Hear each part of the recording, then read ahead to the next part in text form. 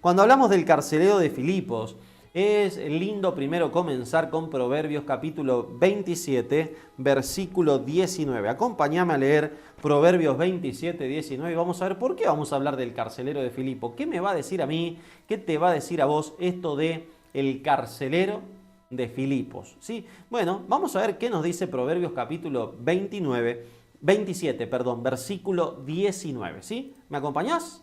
Vamos a leer. Mira qué interesante lo que nos dice la palabra de Dios. Dice así: como el rostro en el agua es reflejo del rostro, así el hombre se refleja en el corazón del hombre. Hay cosas que son muy parecidas en las vidas de algunos seres humanos y hay otras que son parecidas en la vida de todos los seres humanos. Vamos a leer esta historia, ¿sí?, de el carcelero de Filipos, pero también la vamos a leer analizándola y viendo 7 etapas en la experiencia de este carcelero. Que esas etapas se pueden tal vez estar desarrollando en tu vida y entonces tendrás que analizar, de acuerdo a la palabra de Dios, en qué etapa estás. Vamos a estudiar juntos esta historia del carcelero de Filipos. Recordá que si tenés algún tema que te gustaría que tratemos, nos podés escribir por WhatsApp, al WhatsApp que está apareciendo en pantalla, ¿sí? Nos podés mandar un mensajito si necesitas oración o si querés estudiar la Biblia con nosotros virtualmente, lo podés hacer al WhatsApp que está apareciendo en pantalla, 2634 3241 98. Y también te invitamos a que visites nuestras páginas en Facebook, también en Instagram, que son muy pero muy interesantes. ¿Sí? Vamos a pasar entonces ahora a estudiar la historia de este carcelero en Filipos. Acompáñame a Hechos capítulo 16. Vamos al libro de Hechos, Nuevo Testamento, quinto libro del Nuevo Testamento, capítulo 16. Ahí está la historia de este carcelero. Y la historia de este carcelero no es solo sobre él, sino que se relaciona también con 2 discípulos, ¿sí? Con el apóstol Pablo. Y vamos a ver qué pasó con él y con Silas en esta cárcel, en Filipos, y en la vida de este carcelero allí en Filipos también. Acompáñame en la lectura. Vamos a leer desde el versículo 22. ¿Estás conmigo? Vamos. Dice así: entonces se agolpó el pueblo contra ellos y los magistrados, rasgándole las ropas, ordenaron azotarlos con varas. Después de haberlos azotado mucho, los echaron en la cárcel, mandando al carcelero que los guardara con seguridad. El cual, al recibir esta orden, los metió en el calabozo de más adentro y les aseguró los pies con cepo. ¿Cuál es la primera experiencia que vemos en la vida de este carcelero? Seguramente su corazón, su vida, su carácter había sido endurecido a través de las experiencias de la vida. Tengo compañeros de curso, estudiamos juntos, tengo compañeros de la vida, ¿sí?, que son carceleros, así como el carcelero de Filipos. ¿Sí? Cuando uno es amigo y cuando vive en una ciudad donde hay una cárcel, por ejemplo Coronda, yo me crié ahí y hay una cárcel, a los carceleros se les llama guardiacárcel, ¿sí? Ahora el carcelero se lo denomina guardiacárcel. Y tengo muchos conocidos que son guardiacárcel. Ahora, se ven muchas cosas adentro de una cárcel. Y la gran mayoría de ellas son malas, son feas. Eso endurece el carácter, endurece el corazón, endurece los sentidos, endurece la sensibilidad. Así que me imagino que la vida de este carcelero estaba endurecida. En su carácter, en su forma de tratar con los malhechores, en su forma de dirigirse a ellos, en la cuestión de la mirada, en la cuestión de la postura. Sí, estaba como endurecido. A veces la vida nos endurece. Aunque no seamos guardiacárcel, la vida nos endurece porque en la vida pasan muchas cosas, algunas lindas y otras no tan lindas. Algunas que son durísimas y eso hace que nuestro carácter se endurezca también. Así que la primera experiencia que vemos aquí es que el carcelero los arroja adentro y los encierra ahí con cepo, ¿sí? Les pone cepos, ¿sí?, en los pies. Dice el versículo 25. Pero a medianoche, orando Pablo y Silas, cantaban himnos a Dios y los presos los oían. En este momento el carcelero, vamos a darnos cuenta 2 versículos más adelante, estaba dormido. Este carcelero estaba como adormecido. Seguramente escuchó los cantos, escuchó lo que Pablo y Silas le habrán dicho cuando los llevó y los tiró adentro. Se habrá dado cuenta de la actitud de ellos y habrá notado algo interesante, pero su corazón estaba adormecido. Tal vez se puso a pensar, ¿y si estos hombres tienen razón? ¿Y si ese Jesús del que hablan realmente resucitó? Pero tal vez el pensamiento se le fue enseguida como diciendo, hay tantas religiones, anda a saber qué locos son estos. Por algo los han encerrado, por algo nos hicieron azotarlos. ¿Quién sabe quiénes son estos? Es una locura lo que está pasando. Así que seguramente el carcelero de Filipos estaba no solamente endurecido, sino que también adormecido. Nuestro corazón en la vida también a veces está así. A veces está endurecido y a veces está adormecido.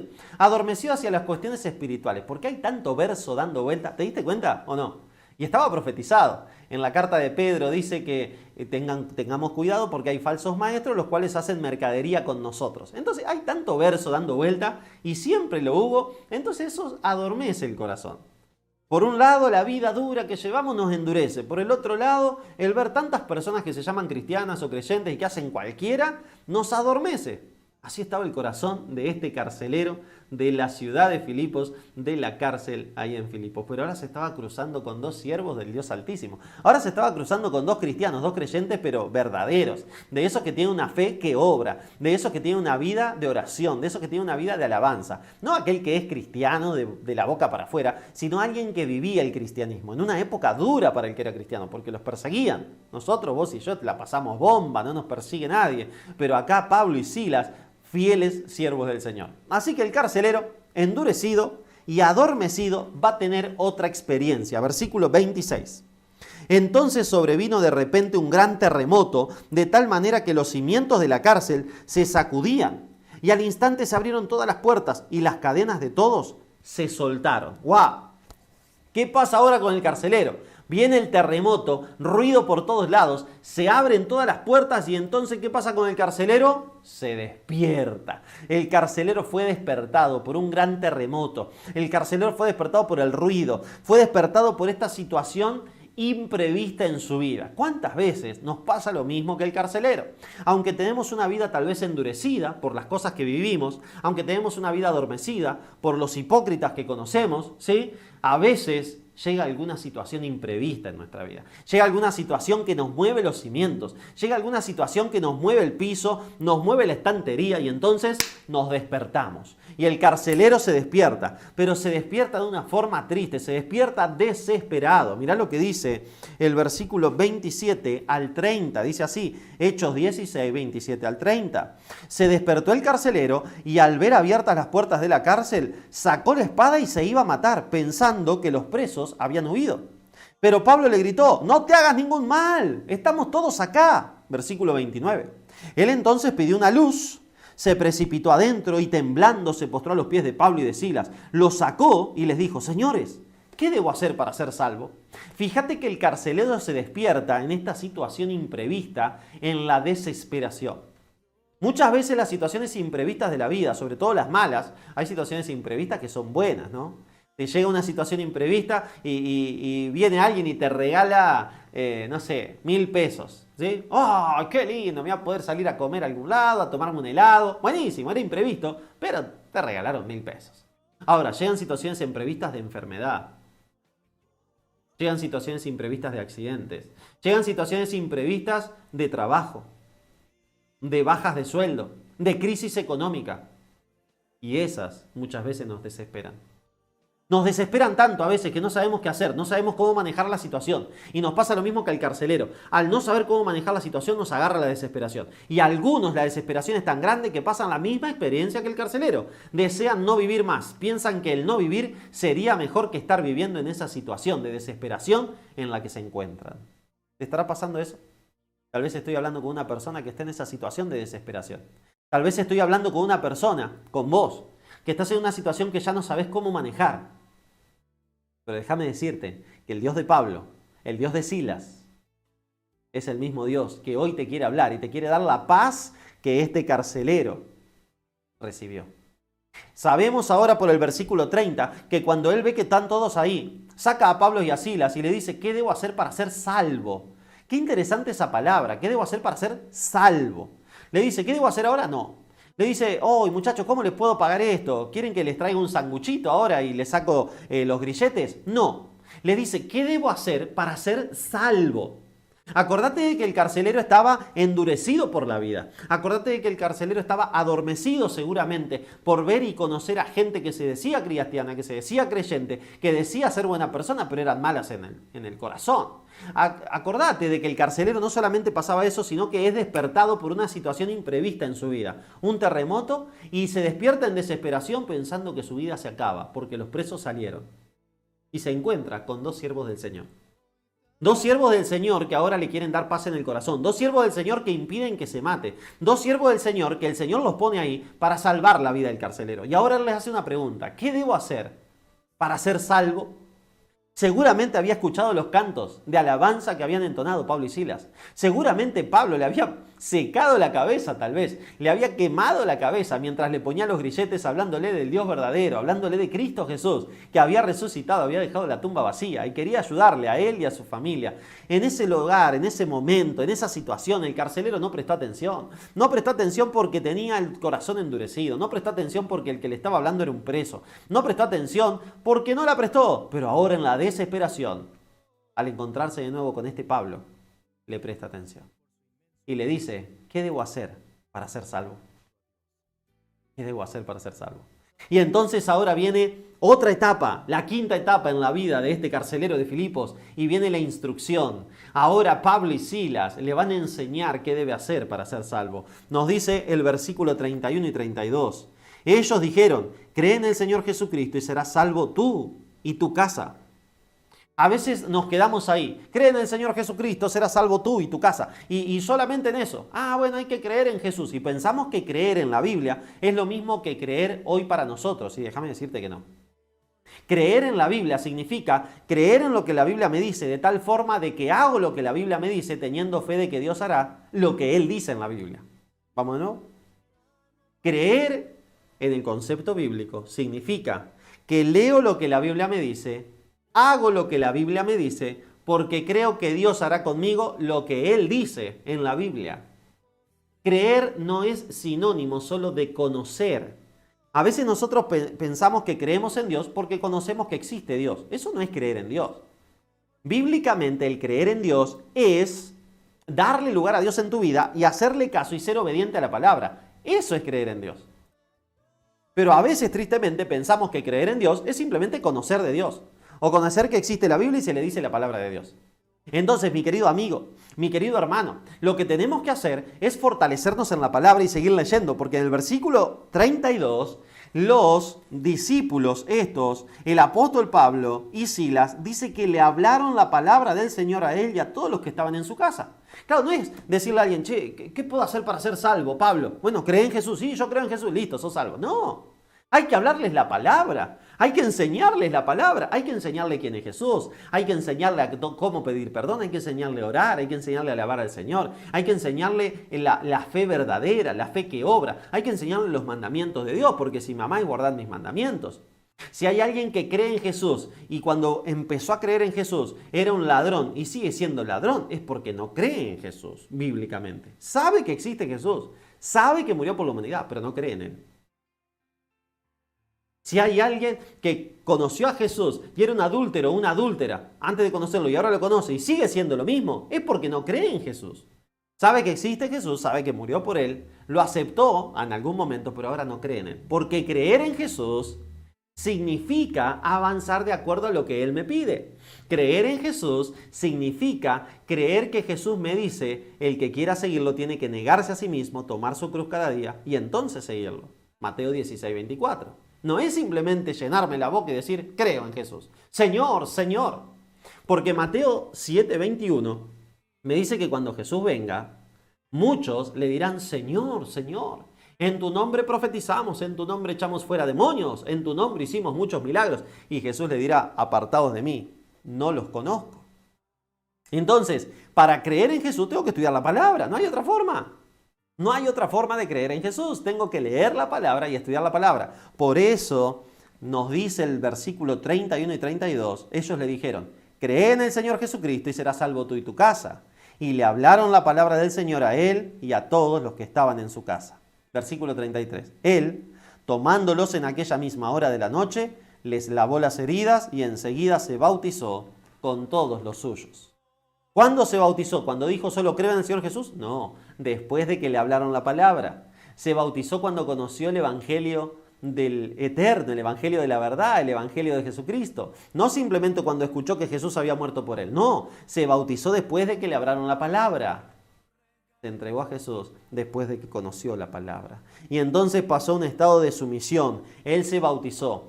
Cuando le enseñaron la palabra, Pablo y Silas seguramente le mostraron que para ir al reino de Dios es necesario nacer de nuevo. Juan capítulo 3. Y que entonces es necesario bautizarse para morir a una vieja vida y resucitar una nueva vida. Romanos capítulo 6. Y entonces él decidió arrepentirse para perdón de sus pecados y ser bautizado para recibir el don del Espíritu Santo. Hechos 2:38. Y lo hizo con su familia. Y entonces, ¿qué pasó? Vino la alegría, vino el gozo. Versículo 34. Luego lo llevó a su casa, les puso la mesa y se regocijó con toda su casa de haber creído a Dios. De haber creído a Dios. No es lo mismo creer en Dios que creerle a Dios. Para creerle a Dios necesitamos una relación estrecha con Él. Para creerle a Dios necesitamos conocer a la persona de Dios. Para creerle a Dios necesitamos conocerlo. Si no, creerás en, pero no a. No puedo creerle a alguien que no conozco, pero sí puedo creer en alguien de quien me contaron. ¿A quién le crees? ¿Le crees a Dios o le crees al pastor que te contó de Dios? ¿Le crees a Dios o le crees al hermano o al líder que te contó de Dios? ¿A quién le crees? Acá nos dice que él se regocijó con toda su casa porque le creyó a Dios. Vamos a hacer un repaso de la vida del carcelero. ¿Cómo comienza la historia? Corazón endurecido y adormecido. La vida nos endurece y nos adormece, pero siempre llega alguna situación en la vida que Dios no la produce, pero sí la utiliza. Y llegan esos terremotos de la vida donde nos ayudan a despertarnos.